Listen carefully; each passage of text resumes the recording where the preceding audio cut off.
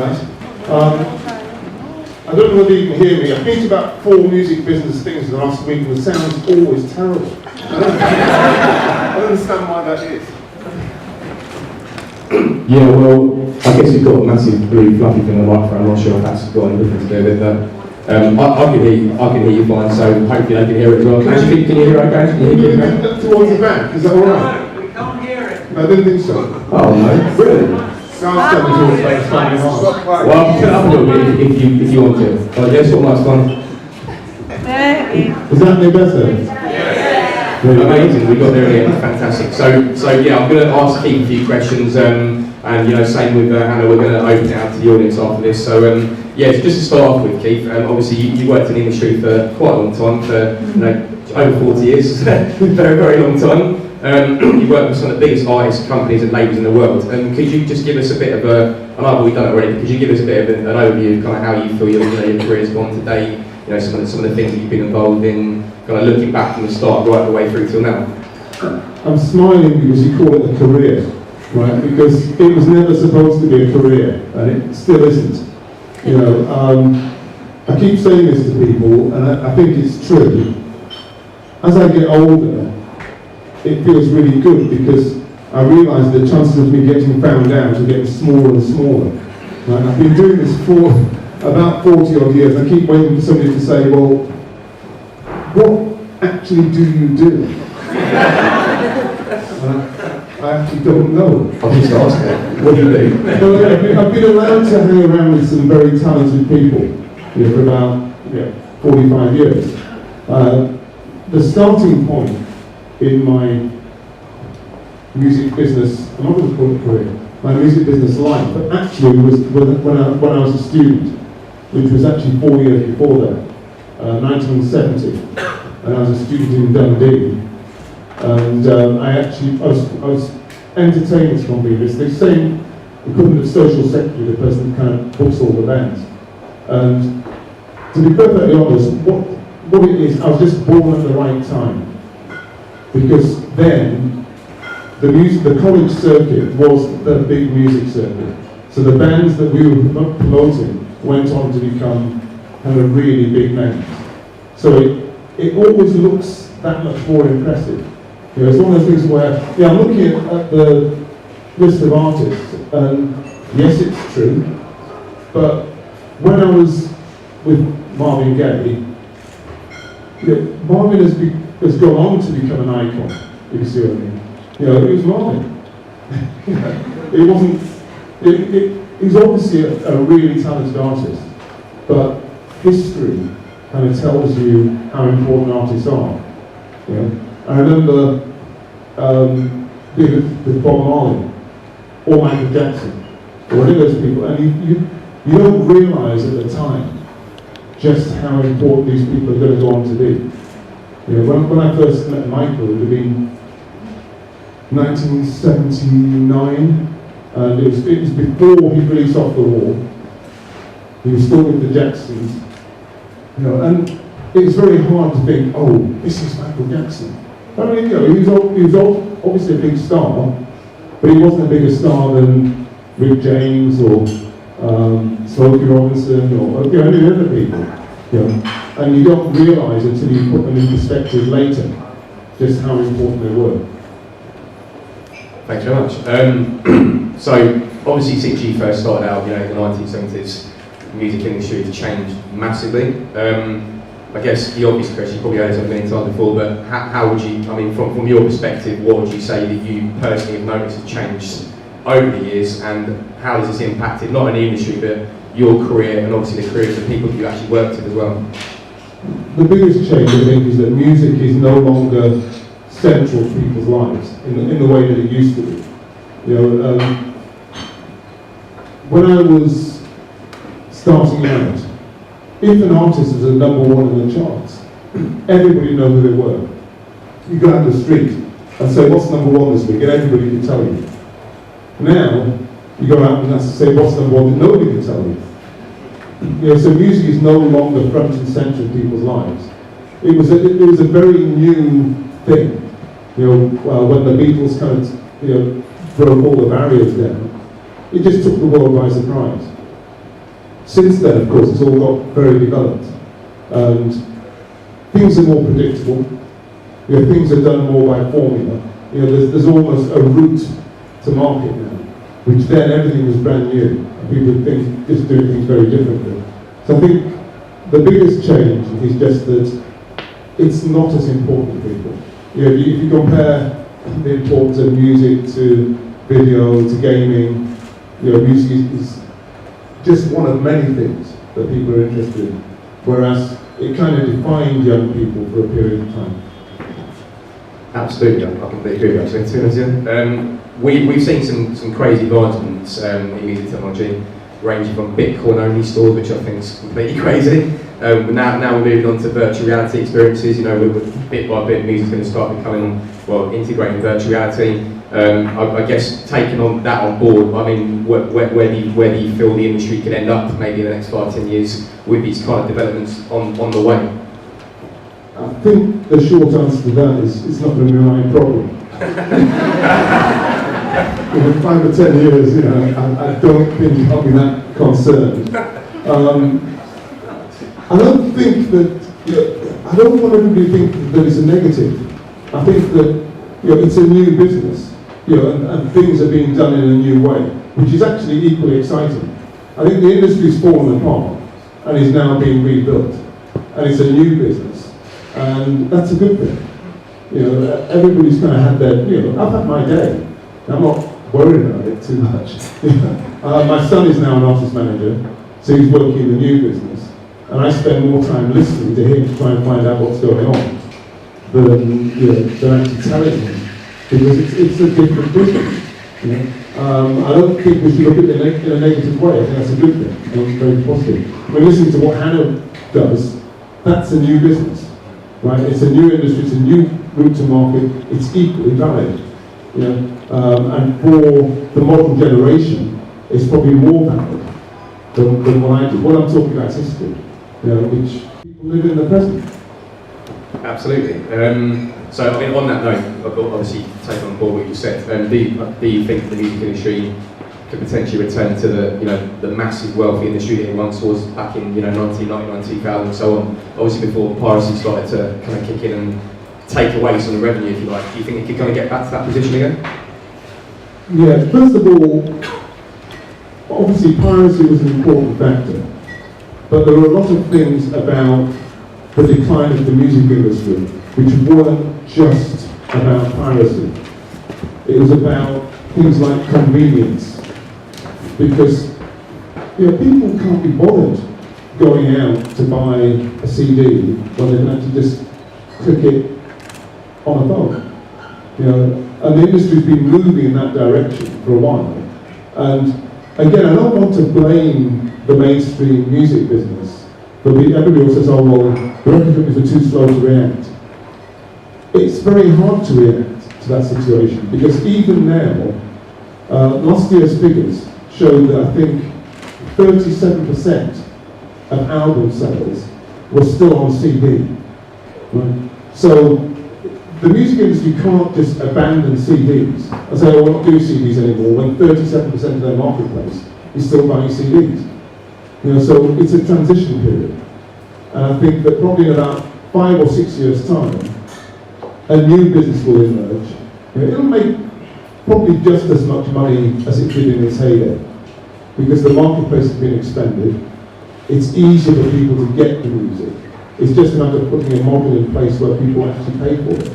Yeah, fair enough. Well, something that's kind of personally impacted me, and I think it's fair to say a lot of people would say the same thing here, is we live in a world now, especially since Tony Blair came into power, where thousands of music graduates graduate from UK universities every year, but a lot of them can't get jobs in the music industry, and now whether that's because there's not enough jobs in circulation, or whether it's because the barrier to entry is increased. My question to you really is why do you think that is? Why do you think that thousands of people leave UK universities every year when they've studied, whatever it is, popular music, commercial music, and to then go on and end up working at Starbucks, as an example? Why is there such a challenge and such a battle here for so many people? Okay, it's quite an interesting question, because I was partly responsible for introducing the first honours degree in commercial music in the country at the University of Westminster. I wrote the music business module and I taught on it for 16 years. The thing is that the industry has changed. So the idea of people being given a job when they finish a music degree is evaporating. You should be a self-starter. And actually talking about something like tonight, one of the big mistakes that people make is the industry's changed dramatically. After my little talk here, loads of people, I'm sure, will say, oh, let's go talk to him and find out, But actually, your most important network are the other people in the room. Not people at my age, at my level in the business. Your age and your networks are much more important than I will ever be to you. My business and my day is basically gone. Right? So, when you come to something like this, make sure you meet the other people in the room at your level, because they are going to be the most important people for you. The idea of people giving you a job, that's gone. I know in the last 2 or 3 weeks, I can think of 3 execs and people that I've known for quite a long time, who are really good, who've been in the business for at least 20 years, who are looking for a job. Because they've grown up in the industry where people gave you a job.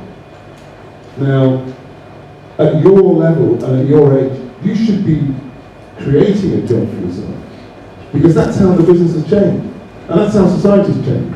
When I was at EMI Records, I can think of, actually there were quite a few people I was working with in 1978 who were still at EMI Records in the year 2000.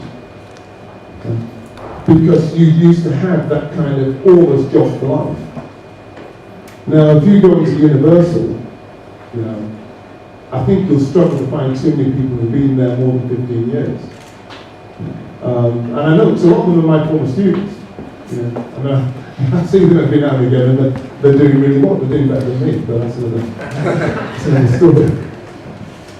Okay, so I think there's a question there everybody probably wants to ask. If I don't ask, somebody else can come and ask you it. What has it been like working with Steve Wonder? I mean, you obviously worked with him for many years. You still represent him to this day.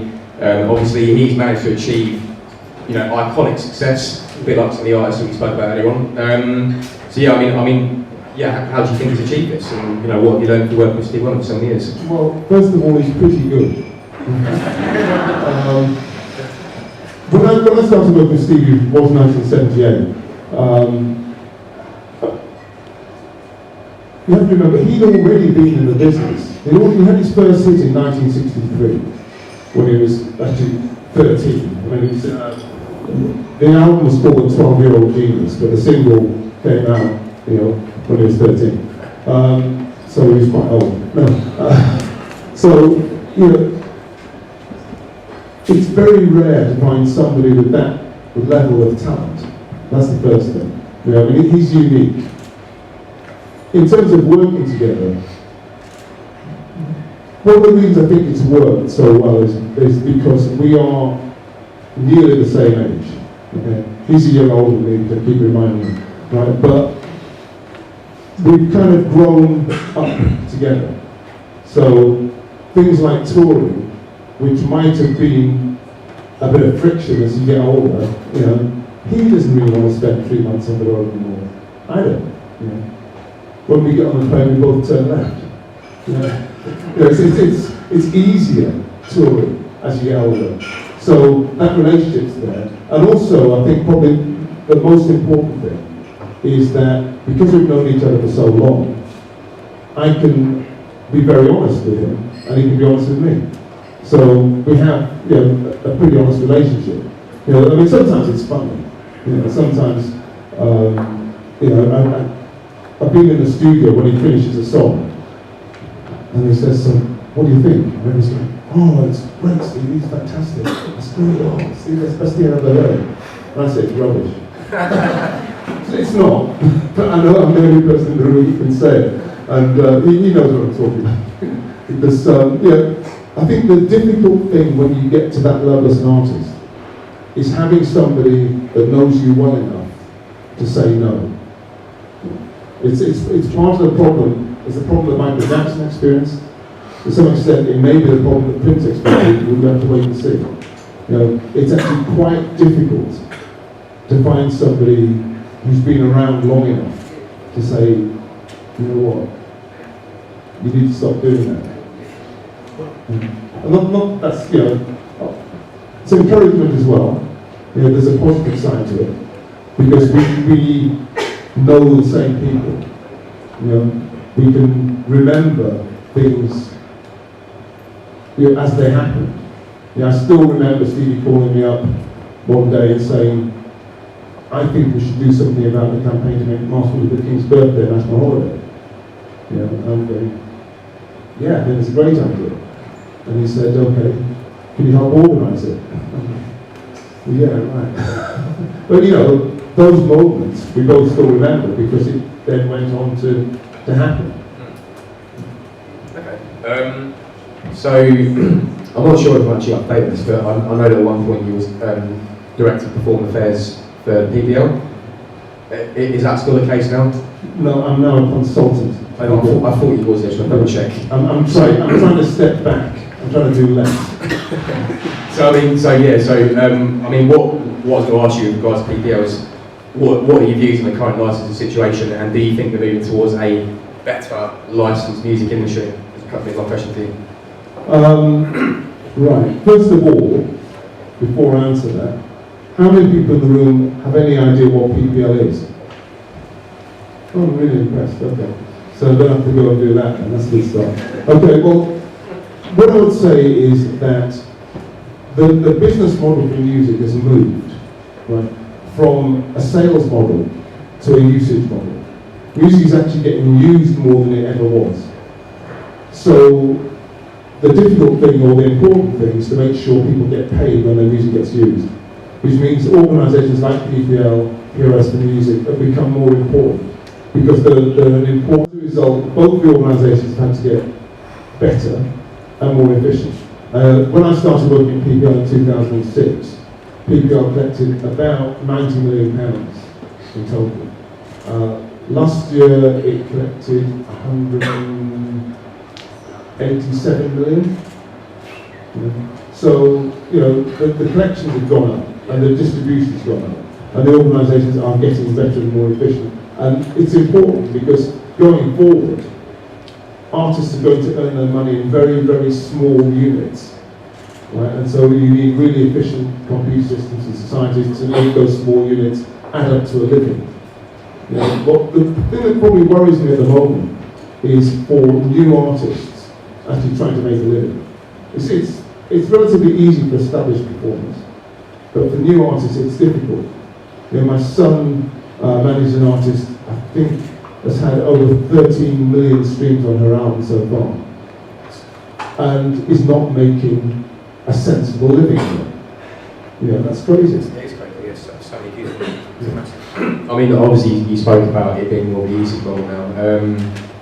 Just talk a bit about synchronisation. I mean, I know that there's a lot of artists in here, but not, a lot of them aren't really looking to kind of go down the sync route because they obviously don't understand it very well. They're not really sure what avenues they could go down to kind of pursue that. Where I agree with what you're saying about music becoming a usage model. So I guess a good question to ask, which is not actually on this, is how can artists kind of go about creating a usage model for their music and getting it onto commercial platforms, TV adverts, whatever that may be. The thing about the synchronisation market is that it starts to polarise. So 20 years ago, I remember when Microsoft launched Windows 95 and the Rolling Stones licensed Start Me Up. Microsoft paid them $8 million, right, for the synchronization rights. Now that's quite a lot of money. Right? When Ford used Desert As You Gotta Be for the Ford Focus campaign, they paid $3 million for that. So in those days, synchronization was a really big revenue stream. And it still can be for the right people, for the right sync. The trouble is, because everybody's now planning for the market, it's the same as actually the rest of the business. There is so much music out there that people who are looking for synchronization are now going for almost for a kind of lowest common denominator. They're going for the person that will give it to them the cheapest. And the trouble with the synchronization market is it's potentially a race to the bottom. If people keep giving their music away cheaper and cheaper and cheaper and cheaper, the value will drop out of that market as well. You know, so if you can get the right synchronization and if you value your work, then it can be a proper income stream. If you give your synchronizations to everything and anything for nothing, it's not going to be a valuable market. My last question to you, Keith, is before we open up to the audience, is last but not least, what would your advice be to a whole room of music professionals on how they can build a successful and stable career in 2016 and beyond? There you go. I just gave it. Look to your current networks. Don't aim for the moon, right? Look to the people that you know. Try to meet as many people in your age bracket as possible. Because unless you're a digital native, like you can't think like a digital native. That doesn't mean that I don't understand the digital marketplace. I totally understand it. But I don't have ideas born out of my understanding of it. Right? Most young people, they see something and think, why don't we just do it this way? And I don't think that. You know, I'm very conscious of that. And the networks that you build up when you're starting out end up being much more important to you as you get older. You know, some of the people that I met when I very first started are still the people that I'm in touch with now. You know, obviously some of them kind of dropped out of this, but I know, for instance, when I was entertainment company in Dundee, the first band I booked from a gentleman called Ed Bicknell. Ed went on to manage Dire Straits about 15 years later. And we were in touch, and he's basically retired now, but we were in touch all the way through. I still get an email from him every now and again. And one of the reasons why you got that bond is because we remember starting out in 1970, and there are countless other people in the industry. And so the people that you meet now are going to be the most important people for you going forward. Not the people necessarily at the top of the business now. They've got their heads in other places, they've got other things going on. You might be lucky enough to catch somebody on a good day when they can help you out. But actually the people that you're meeting now are much more important. Thanks very much, Keith. Really appreciate it.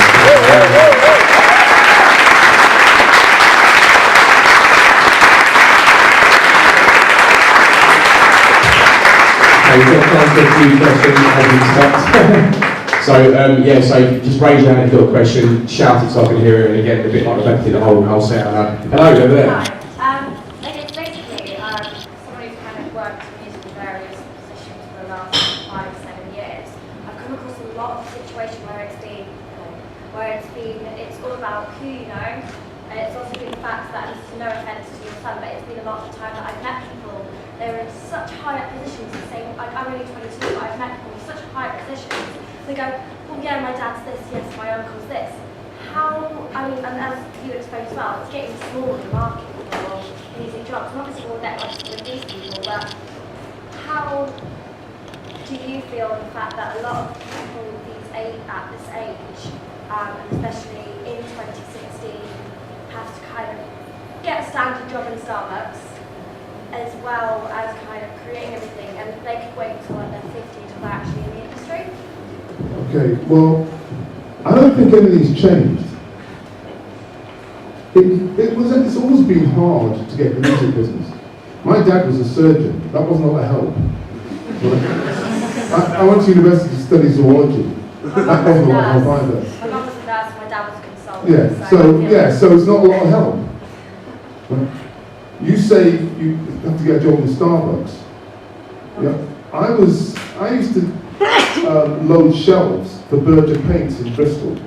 Right? I used to carry boxes for Smith's Crisps in Kingsbury Green. I used to work at Mike Maintenance for C&A's. Anybody remember C&A's? In Marble Arch, right? I used to put rails in. You can tell my rails because all the clothes are down one end. You know, we all had to do something else to get into the business. You know, it's not easy. If it was that easy, everybody would do it. At the same time, also, not everybody's cut out to do.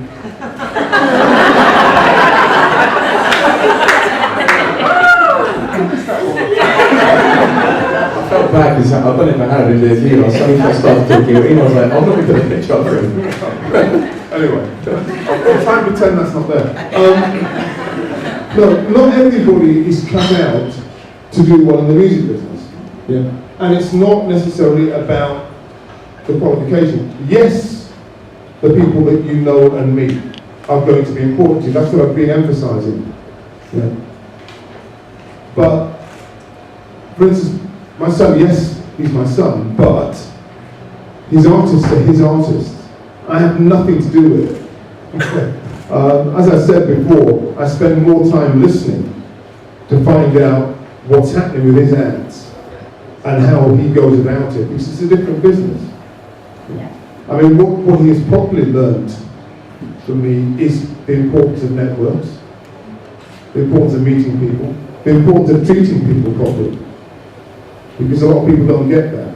That's probably the key lesson. Any more? You over there. Yeah, you kind of said that music started moving away from the centre of people's lives or having less importance to people. Do you think that artists or the wider industry that support artists have a responsibility to engage with developing awareness in schools or in education or with other collaborative art about kind of encouraging people to value music again? Or do you think that's another polarisation, that music's just going to be a part of the media? It won't have the same gravitas and there's just nothing to do about it? No, it's got too easy for people to make music. So there's actually too much music out there, and most of it isn't good enough. So because most of the stuff that people hear isn't good enough, they don't engage with it. They think it's not got a value. What will happen is that gradually the really good stuff will rise to the top, and it will engage people again. And once people actually realise there's still really good music being made, they'll start to value it. The trouble is that, so much of, I actually hear a lot of stuff on the radio and wonder why it was ever made. No, seriously, I mean, it's not saying anything. You think, well, what was the person thinking when they wrote that song? Apart from, oh, I'm going to make some money. They're not actually conveying any kind of a message. And if they're not doing something they can relate to, then nobody else can relate to either. Until you actually engage people, make people think, that person is trying to communicate to me. They've gone through an experience that I've gone through, and they've managed to put it into music. Until you have music that means something, then why should people spend time and effort getting involved in it? I don't think it's anything about education. It's about people making decent music. Do you think that there's still a social value that outweighs an economic one in the music people are making, or do you think it's all about money? For the time being, it's about money. And it's been about money for the last 15, 20 years. The money side of music is part of hip-hop culture. Hip-hop put money front and centre. That was the reason for making the music, was to make money. And hip-hop has been mainstream for the last 10, 15 years. It's gradually moving to one side. There's conscious hip-hop as well. It's not about the whole hip-hop movement, it's about that. But by and large, that's what caught the attention. So as other music starts to become more central, then I think people will engage with it better. The other thing which has obviously been a factor, when do I use that word? Is television, and the kind of music that you get on television. So there have always been television talent shows. but they've become so dominant that people think that this is what pop music is all about. Now the common factor with all the television talent shows, or pretty much all of them, is that people are just copying other people's well-known songs. So there is no creativity in there. So when that is dominating everything, it pushes a lot of really good creative music to the side. Now for the first time last Christmas, this Christmas just gone, X Factor wasn't number one, right? And that's probably the start of the end of that whole cycle. And once that actually starts to decline, then other music, which, dare I say, has got, well, certainly more depth to it, will start to come forward. And I think that will be the turning point. Next question. Go on, Ryan. One for you, mate. So yeah, we were talking about EPL and how kind of you pass the computers and generally making it more efficient. How prevalent do you think something like blockchain could become in the industry, or is there going to be like a fair trade rights these days or something like that? Okay. Blockchain is currently the buzzword, you know, in the industry. As far as, I mean, the blockchain was actually really started for financial transactions. And it hasn't really fully taken off in the financial marketplace yet, where they're talking about dealing billions of dollars. Yeah. Bitcoin is out there, but most people are not using Bitcoin. So the blockchain is not a short-term solution, in my opinion, to the problems of the music industry. Yeah. Long-term, you know, once they sort out all the technical hitches with it, then it'll probably work. But right now, I think it's quite a long way away. And I think that the ways that we collect money at the moment just need to be done better. Yeah. But probably the key thing in the blockchain principle, which needs to happen as quickly as possible, is having a global repertoire database, so people can actually find the music they want to use and pay for it. Time for a couple more, guys. You over there, sir. Yep. Do you feel like the easy access now for artists to make records from the comfort of their own room, primarily through digital software? Do you feel, I'm curious in your opinion, if the quality of the music has declined because of that? Not stylistically, more like warmth of the sound or like how it feels? I think there's no doubt that when people are using what I would call kind of proper big studios, the audio quality was much better. You know, some of the stuff made in bedrooms is fine, you know, it works. But in terms of the audio quality, there is still something being lost. But at the moment, people don't care, because most people are still listening to music on earbuds anyway, so you can't hear the difference. You know, that's probably an education thing, where people actually start to hear the music at a higher quality. You know, if you take something made in a bedroom and play it in a really good club with really good speakers, it sounds terrible. Right? So that would give you an indication of what's happening with the audio quality. That's nothing to do with making the music as such. It's to do with the technical capability of the bedroom studio. Time for one more, guys. There's a talk guy in the middle. I'll let you take it. It's a human question, really. So. Go on. Yeah, all it was is, I just want to get your opinion on this, because I've been looking at people's music over the last couple of years. A lot of the best artists out here never spend money on their promotion and marketing, whereas a lot of the ones which are half decent ain't really saying much. I hear them putting like 500 down to sometimes a grand down and their song blows. Would you say that's also a massive factor, basically? Yeah, I mean, in terms of independent operations, maybe not so much. In terms of what's happening with the major labels and the mainstream record industry, that is a problem. And the problem is that since the industry's been struggling with record sales, the record companies aren't making as much money as they used to. So what they are doing is, when they get something they think is a definite banker, they can definitely make money on this, they are going all out. So they just spend and spend and spend and spend, to the exclusion of pretty much everything else. I mean, I don't want to start singling out artists, but you can see from who are the biggest artists in a year, who has had the most spent on their marketing campaigns. With the exception of somebody like, say, Adele, which was a complete freak of the industry, because she's on an independent label, and actually it was almost the opposite, in so much as she'd been away for 4 years, no money had been spent, but then the media just went mad. So yeah, it's a problem, but until the industry recovers and the labels can start to spend on stuff which they dislike, rather than stuff which they know is going to sell in huge numbers. It's the lowest common denominator. The stuff that they spend on, they think they can sell the most on, and that means mass marketing. The newer, more niche, more creative stuff isn't really getting money spent on it because it's not going to sell it. It's a bit of a vicious circle. That's it, guys, for the questions. Can we please have a massive, massive thank you for